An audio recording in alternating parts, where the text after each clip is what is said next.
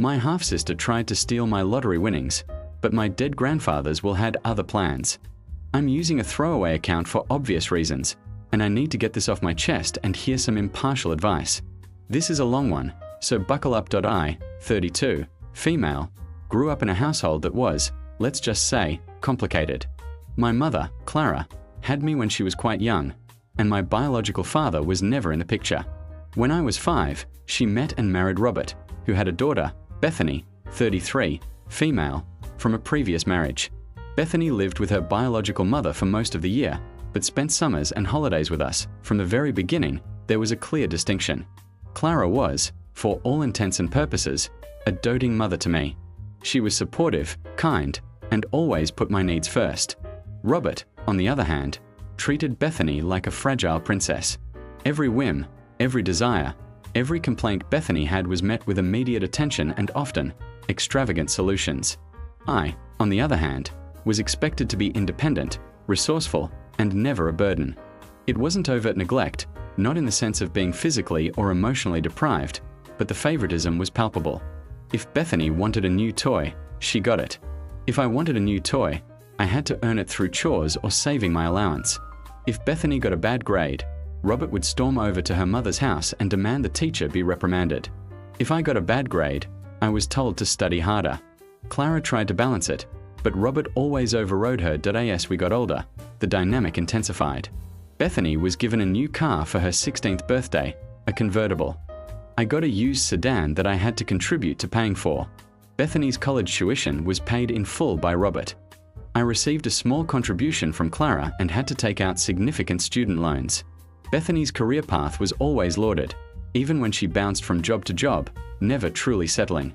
My stable, respectable career in healthcare was often met with a dismissive "that's nice, dear," from Robert, while Clara beamed with pride. The real tension, however, always revolved around money. Robert was a moderately successful businessman, and while we weren't rolling in wealth, he certainly wasn't struggling. But his generosity, it seemed, was almost exclusively reserved for Bethany. Clara and I lived comfortably, but not luxuriously. Bethany, meanwhile, seemed to believe she was entitled to a life of perpetual leisure funded by Robert. My maternal grandfather, Arthur, was a quiet, unassuming man. He was a retired carpenter, a widower, and lived a simple life. He was, however, the most unconditionally loving person I knew. He taught me how to whittle wood, how to fish, and how to appreciate the quiet beauty of nature. He never had much money, but he had a wealth of wisdom and kindness.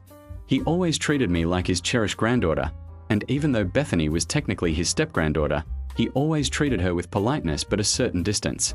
He once told me, "Family isn't always blood, but it's always love that matters." I always held on to that. Grandfather Arthur passed away 2 years ago. It was a peaceful passing, and while I grieved deeply, I also felt grateful for the time I had with him. His will was quite simple, or so we thought. He left his small house and meager savings to Clara, and his beloved tools and workshop to me.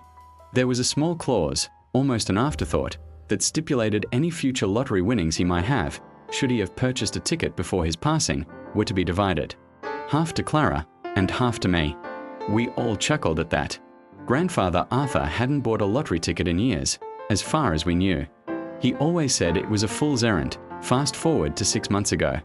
I'd been working extra shifts to pay off my student loans, and life was still pretty much the same. Bethany was still bouncing between creative endeavors that never quite materialized into income, relying heavily on Robert for financial support. Robert, in turn, was becoming increasingly stressed with Bethany's demands and his own failing business ventures. Clara was quietly worried, trying to mediate between everyone. One rainy Saturday, I was cleaning out Grandfather Arthur's workshop, a place I loved to spend time in, even after his passing. It smelled of sawdust and old wood, comforting and familiar. I was sifting through a drawer full of old sketches and forgotten bits and bobs when I found a small, crumpled envelope tucked beneath a stack of blueprints. Inside was a single lottery ticket, dated just 2 days before Grandfather Arthur's passing. My heart started to pound. This couldn't be. I went online, entered the numbers, and my jaw dropped. It wasn't the mega jackpot, but it was a substantial win. A truly life-changing sum. $5 million. $5 million. I immediately called Clara, my voice trembling. She was speechless. We went through the proper channels, and it was confirmed. Grandfather Arthur, in his quiet, unassuming way, had bought one last lottery ticket, and it had paid off in a big way. The initial joy was overwhelming. Clara and I cried happy tears, dreaming of paying off debts, securing our futures, maybe even a modest vacation. We kept it quiet for a few days, wanting to process it ourselves before breaking the news to Robert and Bethany. We knew it would be a bombshell, especially given the financial struggles Robert was facing. When we finally told them, the reaction was exactly as I had feared. Robert was initially stunned, then oddly quiet. Bethany, however, exploded. $5 million. And Grandfather Arthur left it to you too. That's outrageous. I'm his step-granddaughter. I deserve a share. Clara tried to explain the will, the clause, the fact that Grandfather Arthur had always been clear about his intentions. But Bethany wasn't listening. She launched into a tirade about how unfair life was, how she'd always been overshadowed by me, how she was struggling financially and this money was her only chance at a real future. She even started crying, claiming she was entitled to a portion because Robert had always supported her, and therefore, by extension, his family's good fortune should extend to her. Robert, initially silent, eventually sided with Bethany. He started saying things like, well, Arthur was always a bit eccentric. Perhaps he didn't realize the implications of such a clause. Bethany is struggling. Clara, we should help her. She's family. I was floored. This wasn't just about sharing a small inheritance. This was about $5 million. And Robert was suggesting we just give a significant portion to Bethany because she felt entitled. Clara, to her credit, stood firm. Robert, Arthur's will is very clear. This money belongs to Hannah and me. It's not a blank check for Bethany to squander. The arguments continued for weeks. Bethany called me relentlessly, sometimes tearful, sometimes angry, demanding her share. She even started bringing up old grievances, twisting memories to paint herself as the victim and me as the favored one. You always got all of Clara's attention, she'd wail. You never had to worry about money because Clara always had your back. This, despite the fact that I had student loan debt and had worked hard for everything I had. While she had been financially propped up by Robert her entire life, IT escalated when Bethany found out I was planning to use a portion of my winnings to pay for a down payment on a small house, something I'd always dreamed of. She went ballistic. You're buying a house? With my money? How dare you? I need that for my art studio. You're so selfish. At this point, I decided to consult a lawyer. Clara came with me. The lawyer confirmed what we already knew. Grandfather Arthur's will was ironclad. The lottery winnings, discovered after his passing but stipulated in his will, were legally ours. There was no ambiguity. Armed with this legal confirmation, Clara and I tried to have one last, calm conversation with Robert and Bethany. We explained the legalities, showed them the lawyer's letter. Robert looked defeated. Bethany, however, saw it as a challenge. This is ridiculous, she shrieked. I'll sue. I'll tell everyone what kind of selfish, greedy people you are. You're going to regret this. And she did. She started spreading rumors to extended family members, fabricating stories about how I had manipulated Grandfather Arthur, how Clara was a gold digger, how we were denying her what was rightfully hers. Some distant relatives, who barely knew us, started sending Clara passive-aggressive messages. It was a nightmare. Then, Bethany took it a step further. She found out the name of the bank where I was depositing the money. She somehow managed to get a hold of some of Robert's old business papers, which had my full legal name and date of birth, and tried to impersonate me to gain access to the account. The bank, thankfully, flagged it immediately and contacted me. I was horrified. Not only was she trying to steal from me, but she was committing identity fraud. That was the last straw. I had a long, agonizing conversation with Clara. She was heartbroken. This was her husband's daughter, her stepdaughter, behaving in such a cruel and desperate manner. But even Clara agreed that we couldn't let this continue. I went back to my lawyer. We decided to send Bethany a cease and desist letter, clearly outlining the legal consequences of her actions, including potential charges for identity fraud and harassment. The lawyer also advised me to sever all contact with her. The letter was sent. Bethany, surprisingly, went quiet for a few days. We thought, perhaps, it had finally sunk in. But we were wrong. Instead of backing down, she upped the ante. She started showing up at my apartment building, waiting outside, leaving increasingly aggressive notes on my door. She even tried to approach me at my workplace, forcing me to inform my human resources department. It became a living hell. I felt unsafe, constantly looking over my shoulder. Robert, meanwhile, was in a terrible position. His business was failing, and he was being hounded by creditors. He begged Clara to talk some sense into me, to just give Bethany a little something to make her go away. He even suggested that if I didn't, it would destroy our family. Clara, despite her pain, remained steadfast. She told Robert that Bethany's actions were unacceptable and that she would not enable such behavior. Robert, in a fit of despair, ended up confiding in Clara that he had borrowed a substantial amount of money from some rather unsavory individuals, and Bethany's demands were pushing him further into debt. He admitted that he had always hoped Bethany would find herself and become self-sufficient, but she had only become more entitled. He confessed that he was at his wit's end, and his relationship with Bethany was crumbling under the weight of her financial expectations. This revelation from Robert, while shocking, did not change my stance on Bethany.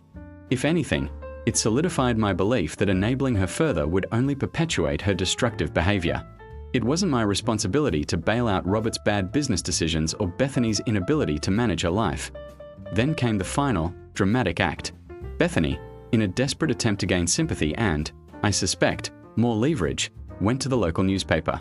She spun a sob story about how her greedy stepsister and manipulative stepmother were denying her rightful inheritance from her beloved step-grandfather, leaving her destitute and heartbroken.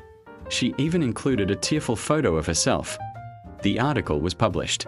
It was sensationalist, completely one-sided, and painted Clara and me in the worst possible light. My phone started ringing off the hook.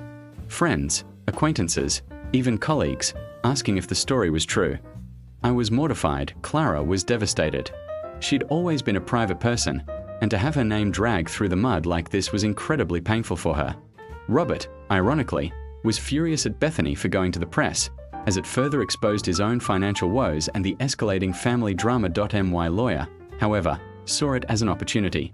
The newspaper article, filled with defamatory statements and false accusations, was concrete evidence of Bethany's ongoing harassment and malicious intent. We decided to counter. My lawyer drafted a powerful response, backed by grandfather Arthur's will, bank statements, and sworn affidavits from the bank regarding Bethany's attempted identity fraud. We also included details about her persistent harassment and the emotional distress she had caused. The response was sent not only to the newspaper, demanding a retraction and apology, but also to Bethany's lawyer. Yes, she had finally gotten one, presumably funded by Robert's dwindling resources and the local authorities. The impact was immediate and devastating for Bethany. The newspaper, realizing they had been duped, issued a prominent retraction and an apology to Clara and me. The public backlash against Bethany was swift and severe. Her few remaining friends distanced themselves. Her social media accounts, where she had been posting vitriolic rants about me, were flooded with negative comments. More importantly, the police began an investigation into the identity fraud. Robert, faced with the potential legal ramifications for his daughter, finally cracked. He confronted Bethany, telling her he could no longer support her or protect her from the consequences of her actions. He told her she was on her own. The last I heard, Bethany is facing charges for identity fraud and harassment. Robert has essentially disowned her, exhausted by her endless demands and destructive behavior. His business is on the verge of bankruptcy, and his relationship with Clara is strained, though she is trying to be supportive in his genuine time of need. Separate from Bethany's drama, Clara and I have decided to go minimal contact with Robert for the foreseeable future. We've paid off our debts, and I've bought that small house I dreamed of. Clara is considering early retirement. We've both started therapy to process the emotional fallout of everything that's happened. The lottery winnings, which were supposed to bring joy and security, instead unearthed a deeply rooted family drama that has shattered relationships and exposed the true nature of certain individuals. Do I still feel a pang of sadness for the loss of the family I thought I had, and for the pain this has caused Clara? But I also feel a sense of relief.